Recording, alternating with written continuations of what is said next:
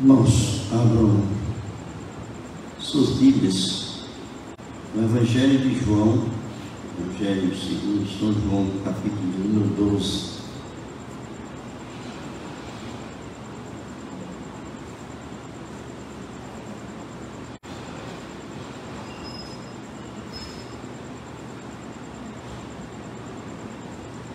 Evangelho de João, capítulo de número 12, nós vamos ler a partir do versículo de número 20 até o versículo de número 26.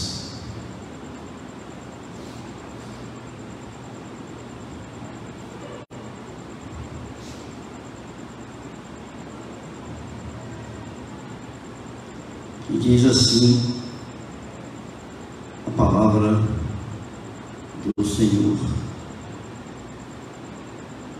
Ora, havia alguns gregos entre os que tinham subido a adorar no dia da festa. Estes, pois, dirigiram-se a Filipe, que era de Betsaida da Galileia, e rogaram-lhe, dizendo: Senhor, queríamos ver Jesus. Filipe foi dizê-lo a André, e então André e Filipe o disseram a Jesus. E Jesus lhes respondeu, dizendo: é chegada a hora em que o Filho do Homem há de ser glorificado. Na verdade, vos digo que, se o grão de trigo caindo na terra não morrer, fica ele só, mas se morrer, dá muito fruto. Quem ama a sua vida, perdê-la-á, e quem neste mundo odeia a sua vida, guardá-la-á para a vida eterna. Se alguém me serve, siga-me, e onde eu estiver, ali estará também o meu servo. E se alguém me servir, meu Pai o honrará. Amém? Quero pensar com vocês nessa noite, nesse texto, falando de alguns princípios de uma vida produtiva e, consequentemente, próspera. Uma vida produtiva e próspera. E esse texto, ele está inserido aqui pelo apóstolo João, na última semana de vida terrena de Jesus. Ele tinha subido para Jerusalém para participar de uma festa da Páscoa ali em Jerusalém. E o capítulo 12 é aquele capítulo que vem logo após a ressurreição de Lázaro. E ele fala da entrada triunfal de Jesus, onde as multidões ali ovacionavam Jesus, Hosana, Hosana, e diziam: é o rei dos judeus. E ele estava entrando ali em Jerusalém, sendo ovacionado.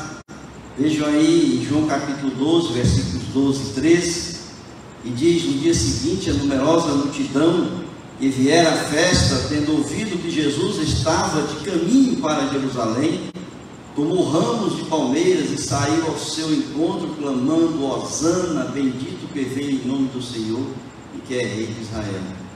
Então a multidão estava ali aclamando, e não apenas porque estavam vendo ali a possibilidade, estavam enxergando em Cristo a pessoa que viria para ser o rei, fisicamente, concretamente, ser o rei ali de Israel. Mas não apenas isso, as multidões também, eles iam ao encontro de Jesus, porque já alguns que viram o milagre que ele havia feito ali da ressurreição de Lázaro, já havia espalhado em Jerusalém, e a notícia já corria em Jerusalém da ressurreição de Lázaro, e muitas pessoas curiosamente queriam conhecer Jesus. E entre essas pessoas que queriam conhecer Jesus, existiam alguns prosélitos, gregos. Diz o texto aqui: gregos que queriam ver Jesus. Esses gregos, irmãos, são prosélitos, são gentios que se converteram à religião judaica. Por quê? E a gente sabe que é isso, porque eles subiram para adorar. Veja aí o versículo 20. Ora, havia alguns gregos entre os que tinham subido a adorar no dia da festa.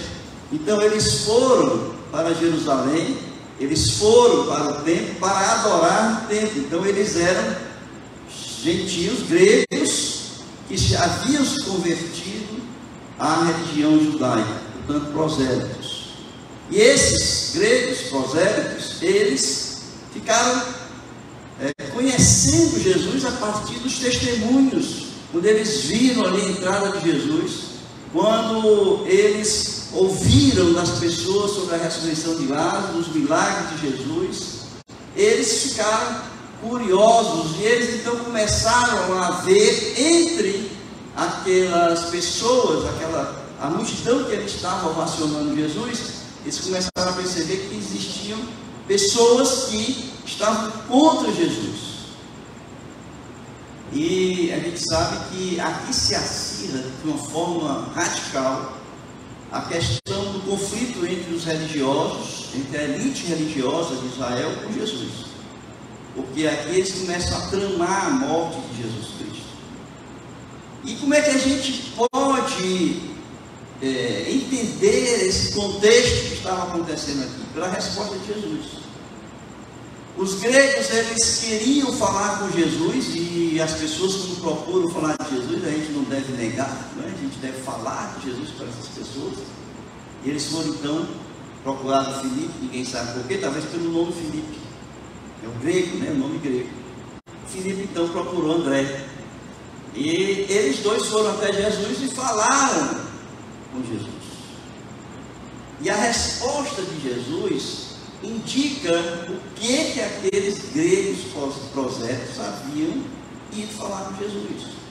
A preocupação deles com a morte de Jesus. Como é que a gente sabe, irmãos? Porque a resposta de Jesus foi sobre a morte. Quando ele fala que é chegada a hora em que o Filho do Homem há de ser glorificado, na verdade, vou dizer que se o grão de trigo caindo na terra não morrer, fica ele só, mas se morrer dá muito fruto. Então é o contexto que fala o texto, é o contexto que fala o assunto que estava sendo tratado ali naquele momento. E Jesus então, quando ele começa a falar sobre isso, ele se identifica nesse texto como o grão de trigo que há de morrer. Então vejam aí, voltando aqui um pouco sobre o testemunho, aí no capítulo 12 de João, versículo 17 e 18, que a gente vai então entender que esse testemunho havia levantado aí a curiosidade de muitas pessoas. Dava, pois, testemunho disto a multidão que estivera com ele, quando chamara Lázaro do túmulo e o levantara dentre os mortos. Por causa disso também a multidão lhe saiu ao encontro, pois ouviu o que ele fizera ensinar. Então, aí está um dos grandes motivos que ali a multidão começou a procurar Jesus. Então, irmãos, Jesus ele se identifica. Vejam então, quando ele responde ali sobre o que os gregos foram falar com ele, nos versículos 23 e 24, ele diz: respondeu Jesus: é chegada a hora de ser glorificado o Filho do Homem. Em verdade vos digo que se o grão de trigo caindo na terra não morrer, fica ele só, mas se morrer, produz muito fruto. Ou seja, Jesus estava dizendo que havia chegado a hora do seu sacrifício, a hora da sua paixão, a hora da sua morte e a hora da sua ressurreição. E ele então se identifica aqui como um grão de trigo. E é interessante que Jesus diz que existia para ele ali duas opções. Quais são essas opções que Jesus vai dizer que existia? A opção de morrer e a opção de não morrer, não é isso? Porque quando ele fala, ele diz: se não morrer, ele fica só.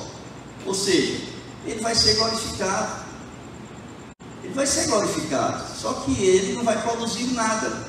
Ele vai ficar ao lado do Pai sozinho, e ele não vai produzir nada se ele não morrer. Mas se ele morrer, ele é glorificado, mas ele vai deixar o produto, né, daquela semente que morreu, cresceu, né, e frutificou. Então aqui ele tem essas duas opções, de não morrer ou de morrer. E ele então começa a dar essa lição, ele começa a exortar os gregos, que ele vai dizer assim: não, eu estou aqui para morrer mesmo, porque se eu não morrer, eu vou ser glorificado sozinho. Mas se eu morrer, eu serei glorificado pelo Pai, mas aí eu vou ter cumprido com a minha missão, que é salvar aquele que havia se perdido. Essa é a missão de Jesus, né? Então, irmãos, vejam bem, essa é a essência da semente. Qual é a essência da semente, irmãos? A essência da semente é aquilo que ela tem dentro dela. Que existe um invólucro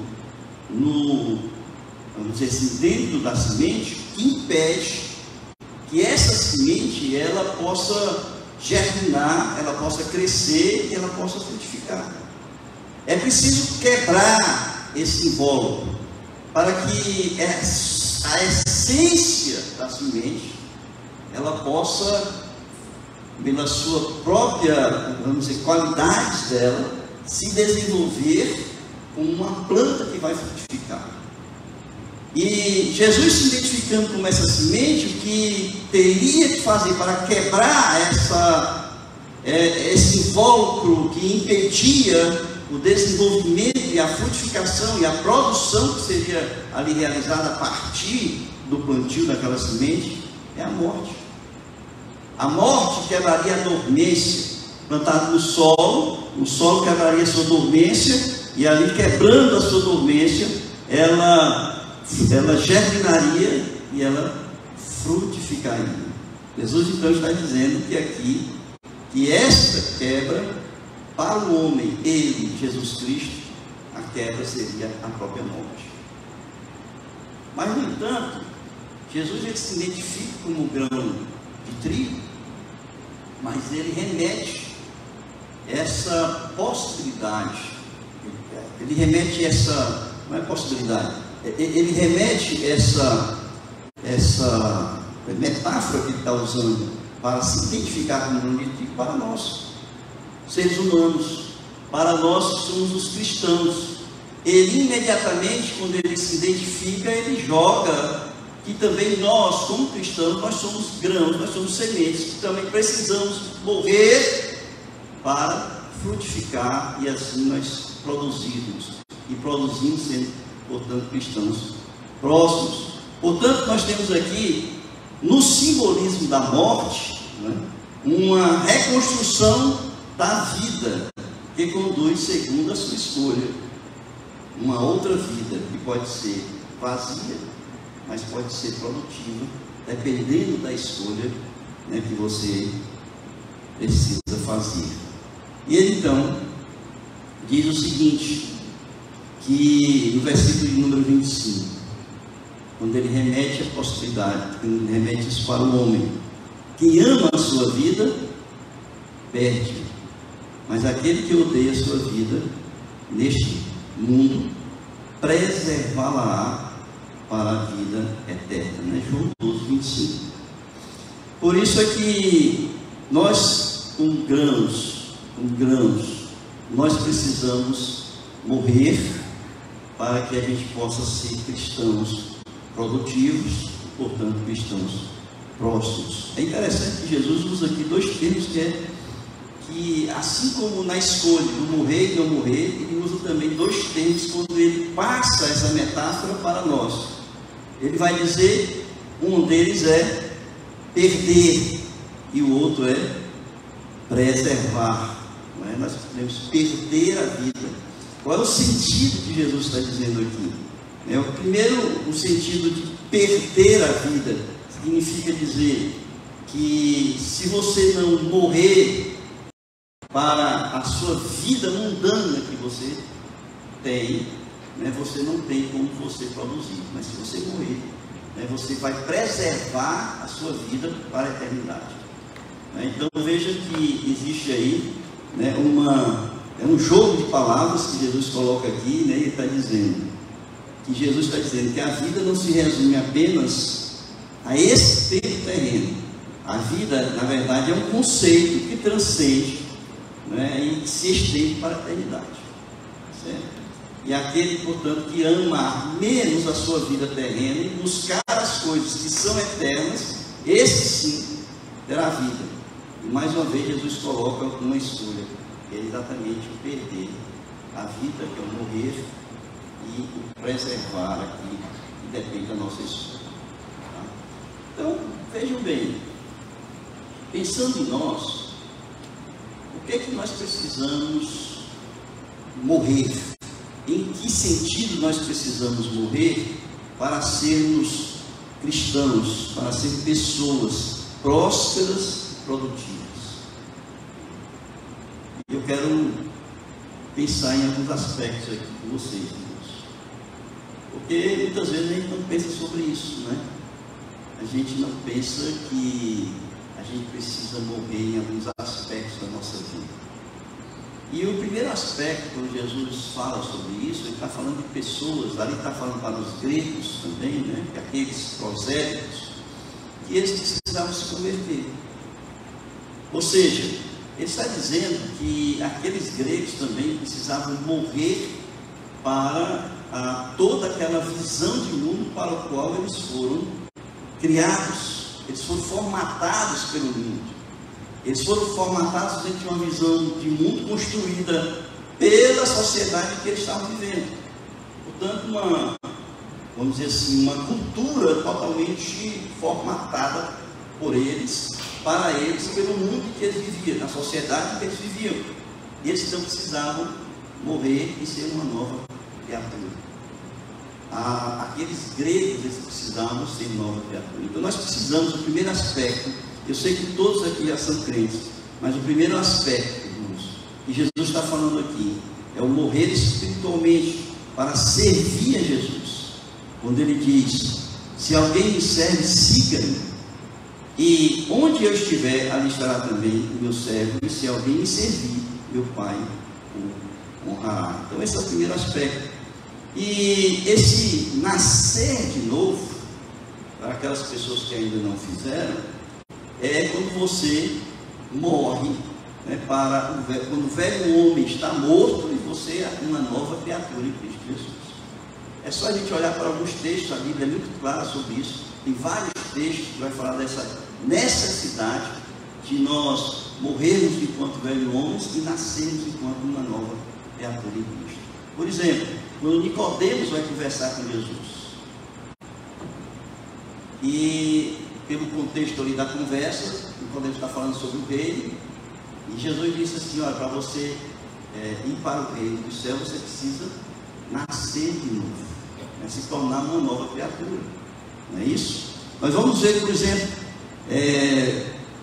textos, por exemplo, em Efésios capítulo 4, versículos 22 e 24, e vai falar sobre isso também, no sentido de que, quanto ao trato passado, nos despojeis do velho homem, que se corrompe segundo as concupiscências do engano, e vos renoveis do espírito do vosso entendimento, e vos revistais do novo homem, criado segundo Deus, em justiça e retidão, procedente da verdade. Vejam em Romanos capítulo 6, versículos 5 e 7, quando ele diz, porque se fomos unidos com ele na semelhança da sua morte, certamente o seremos também na semelhança da sua ressurreição. Sabendo isto, que foi crucificado com ele o velho homem, para que o corpo do pecado seja destruído, e não sirvamos o pecado como escravos, porquanto quem morreu está justificado do pecado. Irmãos, então o primeiro passo que nós precisamos dar para sermos pessoas produtivas e prósperas é que o nosso velho homem precisa morrer. É interessante que nesses textos que nós lemos aqui, por exemplo, que é Efésios e Romanos tem tanto, porque é uma igreja, mas ele está escrevendo para pessoas crentes. Paulo está escrevendo para crentes, está escrevendo para as igrejas. as igrejas em Éfeso e em Roma. E ele está dizendo: olha, velho homem precisa morrer. Significa dizer, irmãos, que não é porque nós estamos na igreja, não é porque nós já fizemos uma decisão por Cristo, não é porque eu já sou crente, batizado, que o meu velho homem não está aí presente em mim. Nós precisamos matar esse velho homem, nós precisamos crucificar esse velho homem, porque nós arrastamos ao longo da nossa vida determinadas formas de entender a vida e o mundo, que nós não nos desapegamos dessas coisas ainda. E nós precisamos morrer, nós precisamos matar esse velho homem, crucificar na cruz esse velho homem. Tanto quando Jesus chama, ele chama para que nós venhamos a morrer enquanto velho homem. Ele nos chama para uma nova perspectiva de vida e para uma esperança aí agora de vida eterna, de uma nova criatura. Quando a gente olha os textos de Jesus, ele vai falar sobre isso, ele vai explicar muito nos evangelhos, e ele chama algumas pessoas para se tornarem discípulos deles, ali em Lucas capítulo 9, versículo de 57 a 62, quando ali algumas pessoas se colocam para seguir Jesus, e Jesus coloca eles à prova. E ali, quando ele coloca a prova, ele vai dizer: olha, eu não tenho onde encostar a minha cabeça. E aí as pessoas não querem seguir Jesus, não querem abandonar, não querem se desapegar, por exemplo, da sua vida de muitas vezes de conforto, e deixar para seguir Jesus. Esse deixar a vida de conforto muitas vezes é a nossa prática de prazeres que nós temos, nós não queremos deixar para seguir Jesus. Depois ele vai dizer para outros, ele vai dizer: deixe os mortos a sepultar os seus próprios mortos. E ele disse assim: vai e pregue o reino de Deus. E ele vai dizer para outros: não olhe para trás ao pôr a mão no arado, porque muitos de nós estão aqui na igreja, mas estão pensando ainda na sua vida pregressa, e que aquelas coisas que ele ainda não largou e que ele gosta de fazer. E Jesus diz assim: quando você pôr a mão no arado, não olhe para trás, mas siga Jesus, me siga, me siga, não olhe para trás. Queridos, então a primeira coisa é morrer. Esse velho homem tem que morrer, tem que ser eliminado da nossa vida. O que ainda existe do velho homem em você, como cristão? Quando você olha para a palavra de Deus, que você vê que a gente precisa ir matando esse velho homem nesse processo de santificação, porque a nossa vocação é uma vocação santa, para estarmos santos na presença de Deus, nós vamos perceber que ainda falta muito na nossa caminhada cristã. Precisamos morrer para sermos prósperos, para sermos produtivos. A segunda coisa que a gente precisa matar em nós, para sermos prósperos e produtivos, são as ambições da carne. São as ambições da carne, irmãos. Vocês sabem o que significa essa palavra ambição? Talvez vocês já tenham ouvido falar muito, mas não sabem o que é. Ambição é aquele anseio veemente de alcançar um determinado objetivo. Eu ambiciono um posto, por exemplo, um posto político, um posto dentro do contexto da empresa, de liderança dentro dessa empresa, Então eu estou ali ansiando, um desejo veemente dentro de mim de querer chegar no topo da empresa, por exemplo. Isso aí é uma ambição, nós temos também o objetivo, obter, por exemplo, sucesso, obter a aspiração, pretensão de ser alguém, de ser alguma coisa. Pode ser um projeto de vida, pode ser uma sede de poder, de riqueza, uma sede de honra, uma sede de glória. Tudo isso é ambição. E que está lá dentro de nós, porque faz parte da nossa natureza humana, ambicionar, ser alguém, conquistar espaço, realizações. E o que nós precisamos, e isso é uma das coisas que mais nos distancia de Deus, são os nossos desejos mais íntimos do nosso coração. Esses desejos mais íntimos precisam ser mortos. Nós precisamos matar isso aí. É necessário priorizar, queridos, os valores do reino, procurando crescer, na verdade, no fruto do Espírito. Porque a ambição é obra da carne, não é fruto do Espírito. Nós precisamos crescer. As ambições, elas atraem o pecado, e o pecado a morte. São os desejos contidos no coração que vão definir quem é você. Os desejos do seu coração definem a pessoa, definem quem é você. Portanto, o velho homem, ele realmente precisa morrer nesse aspecto. E nós precisamos matar aquelas coisas que ainda perduram, as paixões mundanas. É preciso que cada um tome a sua cruz e siga Jesus. Você sabe o que é tomar a cruz? Porque quando Jesus estava carregando a cruz, ele estava no finalzinho da sua paixão, do seu sofrimento, da sua dor. Foram os últimos passos para chegar ali no pico, e ser morto. Carregar a cruz é o sofrimento de você se desapegar das coisas que lhe dão prazer, da carne. A gente precisa passar por dor, sofrimento, de se desprender dessas coisas, de largar essas coisas. Nós somos tão apegados, às vezes pequenas coisas que a gente não percebe, mas que nos tornam pessoas que preferimos fazer aquilo que nos agrada do que fazer aquilo que agrada a Deus.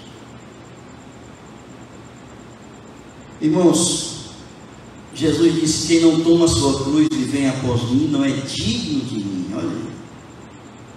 Mateus capítulo 10, versículo 38. Portanto, nós precisamos tomar a cruz e seguir Jesus.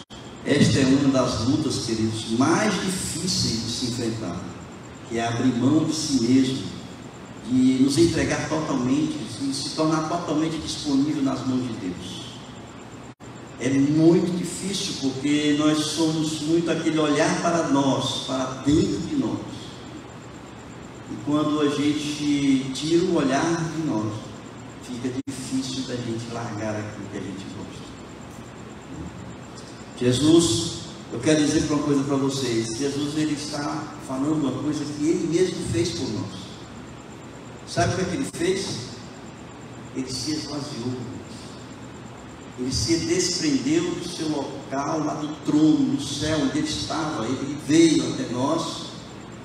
Ele se tornou carne como nós. E diz o texto de Paulo ali aos Filipenses capítulo 2, que ele se esvaziou. Se esvaziou de si mesmo. Se ele fez, e ele então está dizendo para nós fazermos também. Vejam aí em Filipenses capítulo 2, versículos 5 a 11, que diz assim: tende em vós o mesmo sentimento que houve também em Cristo Jesus, pois ele, subsistindo em forma de Deus, não julgou como usurpação o ser igual a Deus, antes a si mesmo se esvaziou, assumindo a forma de servo, tornando-se em semelhança de homens e reconhecido em figura humana, a si mesmo se humilhou, tornando-se obediente até a morte e morte de cruz. Pelo que também Deus o exaltou sobremaneira e lhe deu o nome que está acima de todo nome, para que ao nome de Jesus se dobre todo o joelho, nos céus, na terra e debaixo da terra, e toda língua confesse que Jesus Cristo é Senhor, para a glória do Pai. Para que Jesus fosse exaltado, ele precisou ser humilhado, irmãos. Para que Jesus fosse exaltado, ele precisou primeiro se esvaziar. nós precisamos morrer para as ambições que ainda nos prendem, as cadeias do nosso coração precisam ser quebradas, e que ainda nos fazem pensar mais em nós que em Deus. Nós precisamos nos desapegar, nos esvaziar, para assim sermos pessoas produtivas e prósperas. Em terceiro lugar, esse texto nos mostra que nós precisamos morrer também para o orgulho. Nós precisamos morrer o orgulho para cultivar relacionamentos sadios. Não se vive nesse mundo isolado. Deus não criou o homem para viver só. Ele mesmo diz: não é bom que o homem viva só. Nós vivemos em sociedade, nós nos relacionamos com pessoas. E o apóstolo Paulo diz: fazei tudo que é possível, tudo que está em vós, para viver em paz com todos os homens. Não é isso? O apóstolo Paulo diz isso. Mas existe uma coisa que imita esse relacionamento sadio com as pessoas. Você sabe o que é que ele imita? O orgulho. O eu é tão grande, é tão gigante dentro de nós, que nós não somos capazes de perdoar as pessoas, por exemplo. E uma das coisas importantes para que você tenha um relacionamento sadio é você exercitar o perdão. Jesus disse: quantas vezes nós devemos perdoar? 70 vezes 7. Um número infinito. Um número infinito de vezes. Para quê? Para que a gente possa conviver com as pessoas. Ele disse: se alguém lhe der uma bofetada no rosto, o que é que ele diz? Na face, oferece a outro. E o orgulhoso diz assim: bateu na minha cara, vai apanhar também. É ou não é? Bateu na minha cara, apanha também. Irmãos, nós precisamos matar o nosso orgulho. Pedro, escrevendo na sua carta, na sua primeira epístola, diz assim: humilhai-vos, portanto, sob a poderosa mão de Deus, para que Ele, em tempo oportuno, vos exalte. Vocês sabiam que Deus, Ele odeia essas pessoas que se exaltam, que são orgulhosas? Vocês sabiam disso? Deus exalta os humildes, não é isso? Deus exalta os humildes de coração. Provérbios capítulo 22, versículo 4 diz assim: a recompensa da humildade e do temor do Senhor é a riqueza, a honra e a vida. Provérbios 22, 4. O orgulho, irmãos, leva à autossuficiência. O orgulho leva à independência de Deus. E quando nós somos pessoas orgulhosas, nós somos pessoas que estamos distantes de Deus. Por isso é que o orgulho é uma grande barreira para você ser uma pessoa próspera, para que você possa ser uma pessoa produtiva. Você não pode ser próspero se você não tem bons relacionamentos. Você não pode ser uma pessoa produtiva no sentido de produção para o reino de Deus, se você não tiver relacionamentos sadios com as pessoas.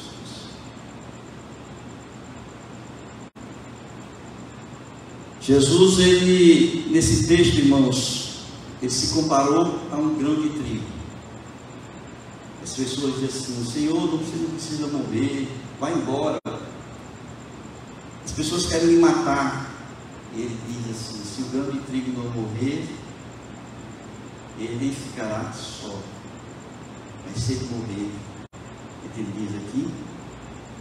Ele produzirá, ele dará muito fruto. Irmãos, se nós não morrermos, nós ficaremos só.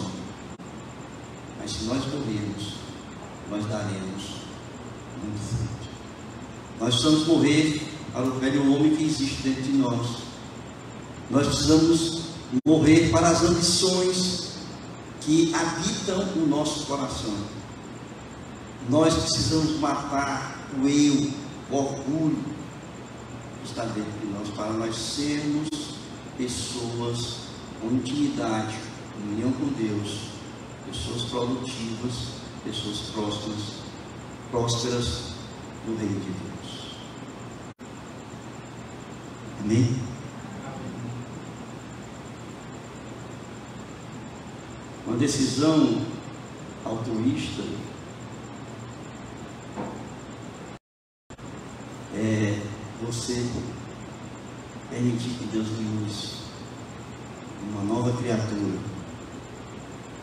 Uma decisão altruísta é quando você se segue Jesus. E o texto é bem claro: se alguém me servir,